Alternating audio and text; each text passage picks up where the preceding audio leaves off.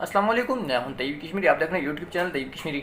नाज़रीन, गुज़श्ता कुछ दिनों से हफ़्ता 10 दिन से मेरी कोई वीडियो सामने नहीं आ रही सोशल मीडिया पर, और ना ही आप लोग यूट्यूब पे कोई वीडियो देख रहे हैं। हालांकि इन हफ़्ता 10 दिनों में डोडियाल में काफ़ी सारे वाक़यात हुए, बड़े बड़े वाक़यात हुए, जिनमें वक़ार मुग़ल एडवोकेट का कत्ल है, फिर उसके बाद उसके कातिल गिरफ़्तार हुए।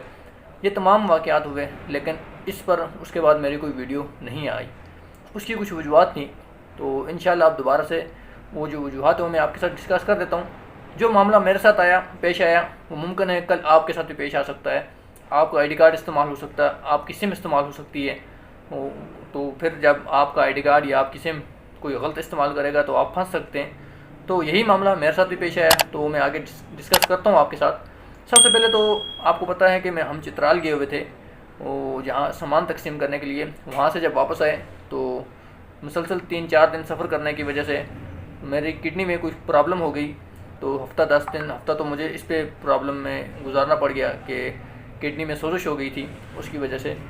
तो फिर अब दुआ करें अल्लाह पाक सेहत दे, मेडिसिन इस्तेमाल कर रहा हूँ। जो दूसरा प्रॉब्लम था वो कुछ इस तरह है कि जो ज़्यादा अहम है, जो आपको बताना चाह रहा हूँ, जिसकी वजह से मेरी अपनी नींदें उड़ी हुई थी।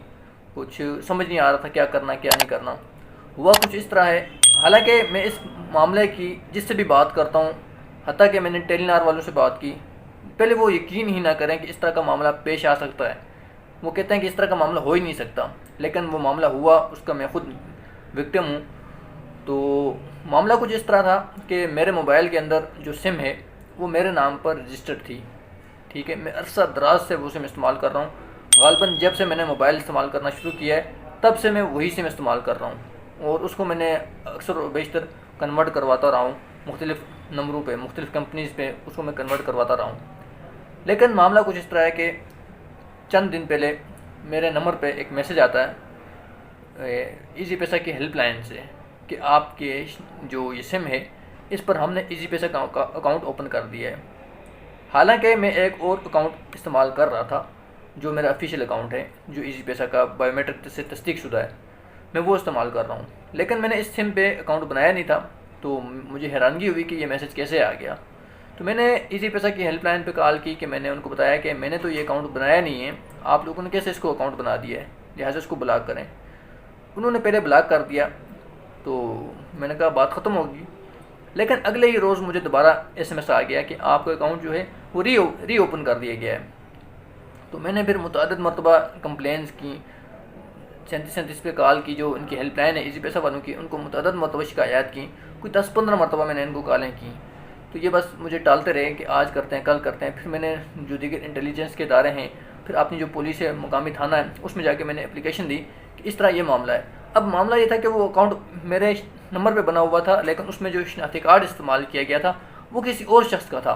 अब देखें, नंबर मेरा है जो मेरे नाम पर रजिस्टर्ड है, लेकिन अकाउंट जो बनाया गया है, जो जिसमें वो शनाख्ती कार्ड डाला गया है, वो किसी और बंदे का, दूसरे बंदे का डाला गया है। और अब जो अकाउंट यूज़ कर रहा है वो कोई तीसरा बंदा है। ना तो मुझे मेरे इल्म में है कि मेरा नंबर इस्तेमाल हो रहा है, ना जिस बंदे का शनाख्ती कार्ड है उसको इल्म है कि उसका शनाख्ती कार्ड इस्तेमाल हो रहा है। अब कोई तीसरा बंदा वो जो अकाउंट है वो इस्तेमाल कर रहा था, और उस अकाउंट में पैसे आना शुरू हो गए।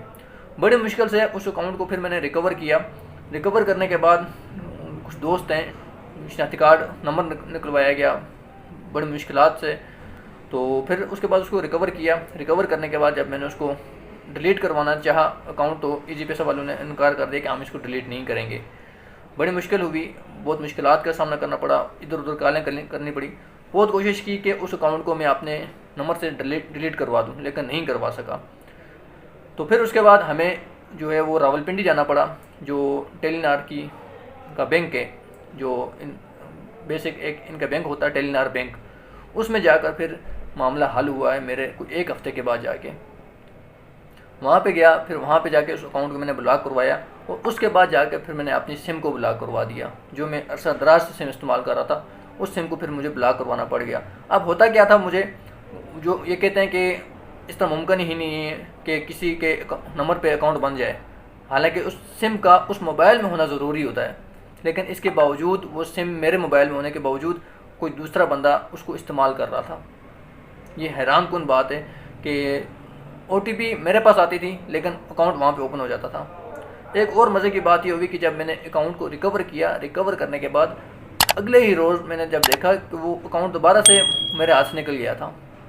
हालांकि उसका पिन कोड मेरे पास आ रहा था, लेकिन वो अकाउंट, होता ये था मेरे साथ अक्सर ये हो रहा था, मुझे अननोन नंबर से कॉल्स आ रही थी। जब भी मैं वो कॉल उठाता तो आगे से वो कुछ अजीब सी बातें शुरू हो जाती थी। आप कौन हैं, कहाँ से बात कर रहे हैं, क्यों कर रहे हैं, आपकी जानब से कॉल आई थी। इन्हीं बातों में इल्जा के वो कोई OTP आती, वो उसको रिसीव कर लेते। तो जब मुझे ये बात समझ आई कि इस तरह कॉल के ज़रिए ये मामला हो रहा है, तो फिर मैंने अपनी सिम को वक्ती तौर पर बंद कर दिया। 2-3 दिन उसको बंद रखा।